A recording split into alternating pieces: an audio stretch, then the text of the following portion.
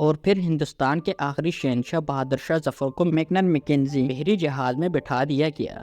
یہ جہاز 17 اکتوبر 1858 کو رنگون پہنچا۔ شاہی خاندان کے 35 مرد اور خواتین بھی تاجدار ہند کے ساتھ تھیں۔ کیپٹن نیلسن ڈیوس رنگون کا انچارج تھا۔ وہ بندرگاہ پہنچا۔ اس نے بادشاہ اور اس کے حواریوں کو وصول کیا، رسید لکھ کر دی اور دنیا کی تیسری بڑی سلطنت کے آخری فرمانروا کو ساتھ لے کر اپنی رہائش گاہ پر آ گیا۔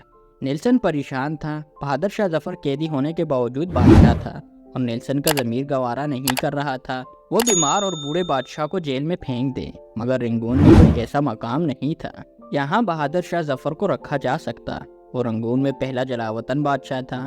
نیلسن ڈیوس نے چند لمحے سوچا اور مسئلے کا دلچسپ حل نکال لیا۔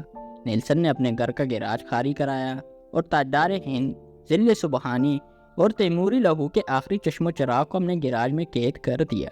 بہادر شاہ ظفر 17 اکتوبر 1858 کو اس گیراج میں پہنچا اور 7 نومبر 1862 تک 4 سال وہاں رہا۔ بہادر شاہ ظفر نے اپنی مشہور زمانہ غزل لگتا نہیں دل میرا اجڑے دیار میں، کس کی بنی ہے عالم ناپائیدار میں، اور کتنا بد نصیب ہے ظفر دفن کے لیے، 2 گز زمین بھی نہ ملی کوئی یار میں، اسی گیراج میں لکھی تھی۔ یہ 7 نومبر کا خنک دن تھا اور سن تھا 1862۔ بد نصیب بادشاہ کی خادمہ نے شدید پریشانی میں کیپٹن نیلسن ڈیوس کے دروازے پر دستک دی۔ اندر سے اردلی نے برمی آواز میں اس بدتمیزی کی وجہ پوچھی۔ خادمہ نے ٹوٹی پھوٹی برمی میں جواب دیا، ذل سبحانی کا سانس اکڑ رہا ہے۔ اردلی نے جواب دیا، صاحب کتے کو کنگھی کر رہے ہیں، میں انہیں ڈسٹرب نہیں کر سکتا۔ خادمہ نے اونچی آواز میں رونا شروع کر دیا۔ اردلی اسے چپ کرانے لگا، مگر آواز نیلسن تک پہنچ گئی۔ وہ غصے میں باہر نکلا۔ خادمہ نے نیلسن کو دیکھا تو اس کے پاؤں میں گر گئی۔ وہ مرتے ہوئے بادشاہ کے لیے گیراج کی کھڑکی کھلوانا چاہتی تھی۔ بادشاہ موت سے پہلے آزاد اور کھلی ہوا کا ایک گونڈ بننا چاہتا تھا۔ نیلسن نے اپنا پسٹل اٹھایا، گارڈز کو ساتھ لیا، گیراج میں داخل ہو گیا۔ بادشاہ کی آخری آرام گاہ کے اندر بو، موت کا سکوت اور اندھیرا تھا۔ اردلی لیمپ لے کر بادشاہ کے سرہانے کھڑا ہو گیا۔ نیلسن آگے بڑھا۔ بادشاہ کا کمبل آدھا بستر پر تھا اور آدھا فرش پر۔ اس کا ننگا سر تکیے پر تھا، لیکن گردن ڈلکی ہوئی تھی۔ آنکھوں کے ڈیلے پپوٹوں کی حدوں سے باہر ابل رہے تھے۔ گردن کی رگیں پھولی ہوئی تھیں اور خوش زرد ہونٹوں پر مکھیاں بنبنا رہی تھیں۔ نیلسن نے زندگی میں ہزاروں چہرے دیکھے تھے، لیکن اس نے کسی چہرے پر اتنی بے چارگی، اتنی غریب الوطنی نہیں دیکھی تھی۔ وہ کسی بادشاہ کا چہرہ نہیں تھا، وہ دنیا کے سب سے بڑے بیکاری کا چہرہ تھا، اور اس چہرے پر ایک آزاد سانس، جی ہاں، صرف ایک آزاد سانس کی اپیل تھی، اور یہ اپیل پرانے کنویں کی دیوار سے لپٹی کائی کی طرح ہر دیکھنے والی آنکھ کو اپنی گرفت میں لے لیتی تھی۔ کیپٹن نیلسن نے بادشاہ کی گردن پر ہاتھ رکھا۔ زندگی کے قافلے کو رگوں کے جنگل سے گزرے مدت ہو چکی تھی۔ ہندوستان کا آخری بادشاہ زندگی کی حد عبور کر چکا تھا۔ نیلسن نے لواحقین کو بلانے کا حکم دیا۔ لواحقین تھے ہی کتنے، ایک شہزادہ جوان بخت اور دوسرا اس کا استاد حافظ محمد ابراہیم دہلوی۔ وہ دونوں آئے۔ انہوں نے بادشاہ کو غسل دیا، کفن پہنایا اور جیسے تیسے بادشاہ کی نماز جنازہ پڑھی۔ قبر کا مرحلہ آیا تو پورے رنگون شہر میں آخری تاجدار ہند کے لیے 2 گز زمین دستیاب نہیں تھی۔ نیلسن نے سرکاری رہائش گاہ کے احاطے میں قبر کھدوائی اور بادشاہ کو خیرات میں ملی ہوئی مٹی میں دفن کر دیا۔ قبر پر پانی کا چھڑکاؤ ہو رہا تھا، گلاب کی پتیاں بکھیری جا رہی تھیں، تو استاد حافظ ابراہیم دہلوی کے خزاں رسیدہ ذہن میں 30 ستمبر 1837 کے وہ مناظر دوڑنے بھاگنے لگے جب دہلی کے لال قلعہ میں 62 برس کے بہادر شاہ ظفر کو تاج پہنایا گیا۔ ہندوستان کے نئے بادشاہ کو سلامی دینے کے لیے پورے ملک سے لاکھ لوگ دلی آئے تھے، اور بادشاہ جب لباس فاخرہ پہن کر، تاج شاہی پر سر رکھ کر اور نادر شاہی اور جہانگیری تلواریں لٹکا کر دربار عام میں آیا تو پورا دلی تحسین تحسین کے نعروں سے گونج اٹھا۔ نکارچی نکارے بجانے لگے، گوئے ہواؤں میں تانے اڑانے لگے، فوجی سالار تلواریں بجانے لگے، رقصائیں رقص کرنے لگیں۔ استاد حافظ محمد دہلوی کو یاد تھا، بہادر شاہ ظفر کی تاج پوشی کا جشن 7 دن تک جاری رہا، اور ان 7 دنوں میں دلی کے لوگوں کو شاہی محل سے کھانا کھلایا گیا۔ مگر 7 نومبر 1862 کو اس ٹھنڈی اور بے مہر صبح بادشاہ کی قبر کو ایک خوشالحان کاری تک نصیب نہ تھا۔ استاد حافظ محمد دہلوی کی آنکھوں میں آنسو آ گئے۔ اس نے جوتے اتارے، بادشاہ کی قبر کی پائنتی میں کھڑا ہوا اور سورۃ التوبہ کی تلاوت شروع کر دی۔ حافظ ابراہیم دہلوی کے گلے سے سوز کے دریا بہنے لگے۔ یہ قرآن مجید کی تلاوت کا اعجاز تھا یا پھر استاد ابراہیم دہلوی کے گلے کا سوز؟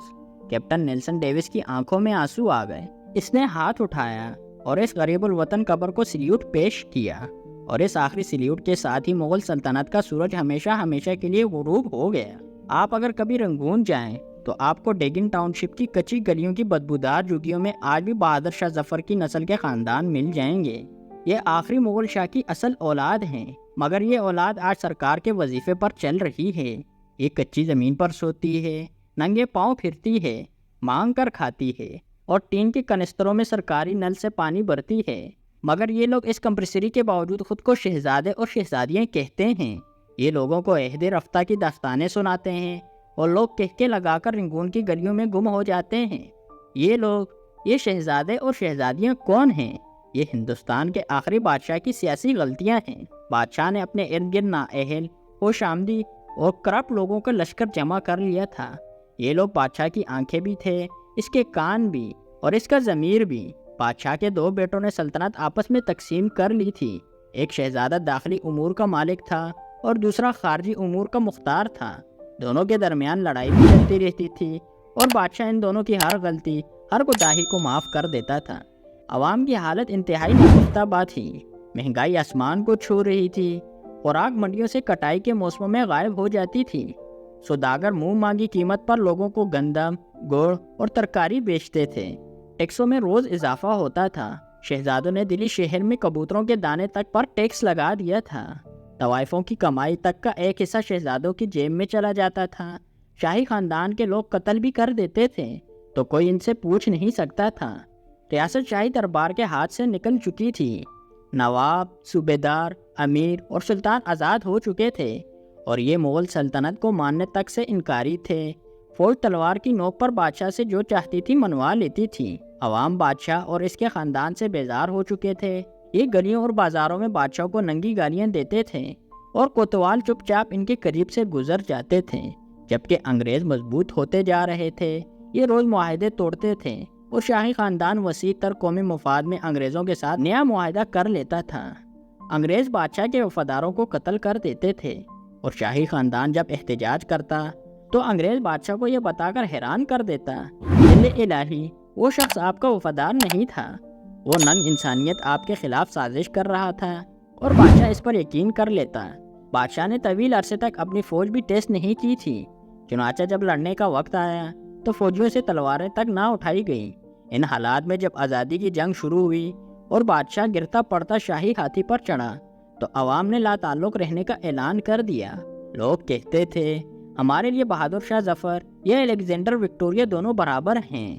مجاہدین جذبے سے لبریز تھے، لیکن ان کے پاس قیادت نہیں تھی۔ بادشاہ ڈبل مائنڈڈ تھا، یہ انگریز سے لڑنا بھی چاہتا تھا اور اپنی مدت شاہی بھی پورا کرنا چاہتا تھا۔